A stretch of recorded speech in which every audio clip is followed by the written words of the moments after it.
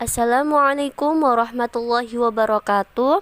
Saya Naurah Nasyifa Madaniyah Royani dari Prodi Ilmu Al-Quran dan Tafsir semester 3 Setai Al-Akbar, Surabaya. Saya akan menceritakan sejarah singkat dari tokoh ulama yang terkenal di Indonesia, yaitu Kiai Haji Hasyim Asy'ari. Nama lengkap beliau adalah Muhammad Hasyim Asy'ari, dilahirkan pada tanggal 10 April tahun 1875 atau menurut penanggalan Arab pada tanggal 24 Zulqa'dah tahun 1287 Hijriah di Desa Gedang, Kecamatan Diwa, Kabupaten Jombang, Jawa Timur. Ia putra dari pasangan Kiai Asy'ari dan Nyai Halimah. Ayahnya, Kiai Asy'ari, merupakan seorang pemimpin pesantren keras yang berada di sebelah selatan Jombang. Ia anak ketiga dari 11 bersaudara. Dari garis keturunan ibunya, Kiai Haji Hasyim Asy'ari ini mempunyai nasab ke-8 dari Joko Tingkir, yaitu Sultan Pajang. Setelah menggembara dari pesantren ke pesantren di Pulau Jawa, tepatnya usai mondok di pesantren darat asuhan Kiai Soleh Darat, ia sungguh beruntung. Selain bertemu dengan santri lain seperti Kiai Ahmad Dahlan, beliau juga bertemu dengan Kiai Munir, Kiai Mahfud, dan lain sebagainya. Dari Kiai Soleh Darat ini, sanad keilmuannya sampai ke Rasulullah dan para empu di tanah Jawa. Kiai Muhammad Hasyim Asy'ari adalah ulama yang tidak mau sedikit pun tunduk kepada penjajah, baik Belanda atau Jepang. Tetapi begitu kolonial ada kesempatan untuk mendesak, langsung ia menyerukan kepada umat untuk menghidupkan agama dan ukhuwah.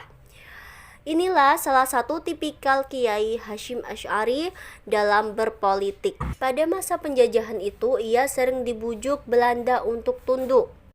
Namun, selalu berhasil ditolaknya. Akibat sikapnya yang non-kooperatif terhadap Belanda ini, pesantren Tebu Ireng pernah dihancurkan Belanda. Pada tahun 1913, Intel Belanda mengirim seorang pencuri untuk membuat keonaran di Tebu Ireng. Namun ia tertangkap dan dihajar beramai-ramai oleh santri hingga tewas. Peristiwa ini dimanfaatkan oleh Belanda untuk menangkap Kiai Hasyim Asy'ari dengan tuduhan pembunuhan. Dalam pemeriksaan, Kiai Hasyim yang sangat piawai dengan hukum-hukum Belanda mampu menepis semua tuduhan tersebut dengan taktis. Akhirnya ia dilepaskan dari jeratan hukum. Belum puas dengan cara adu domba, Belanda kemudian mengirimkan beberapa kompi pasukan untuk memporak-porandakan pesantren yang baru berdiri 10-an tahun itu. Akibatnya, hampir seluruh bangunan pesantren porak-poranda dan kitab-kitab dihancurkan serta dibakar. Perlakuan represif Belanda ini terus berlangsung hingga masa-masa revolusi fisik tahun 1930. Sekitar tahun 1935, Belanda memainkan politik tipu muslihat. Gubernur Belanda bersikap melunak kepada pesantren. Pemerintah penjajah menawarkan bantuan. Tidak cukup itu, Belanda mengumumkan akan memberikan gelar bintang perak kepada Kiai Haji Hasyim Asy'ari atas jasanya dalam mengembangkan pendidikan Islam. Tetapi gelar kehormatan dalam bidang pendidikan dan bantuan itu ia tolak. Penjajah Belanda tidak putus harapan. Untuk kedua kalinya, Kiai Haji Hasyim Asy'ari didekati dengan melakukan lobi-lobi melalui orang-orang suruhan Belanda. Di antaranya, ia pernah dianugerahi bintang jasa pada tahun 1937, tapi ditolaknya. Justru Kiai Hasyim Asy'ari sempat membuat Belanda kelimpungan. Pertama, ia memfatwakan bahwa perang melawan Belanda adalah jihad, yaitu perang suci. Belanda kemudian sangat kerepotan karena perlawanan gigih melawan penjajah muncul di mana-mana. Kedua, Kiai Hasyim Asy'ari juga pernah mengharamkan naik haji memakai kapal Belanda. Fatwa tersebut ditulis dalam bahasa Arab dan disiarkan oleh Kementerian Agama secara luas. Keruan saja, Van der Plas, penguasa Belanda, menjadi bingung karena banyak umat Islam yang telah mendaftarkan diri kemudian mengurungkan niatnya.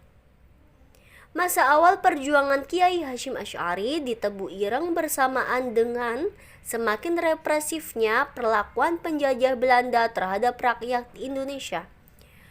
Pasukan Belanda tidak segan-segan membunuh penduduk yang dianggap menentang undang-undang penjajah. Pesantren Tebu Ireng pun tak luput dari sasaran represif Belanda.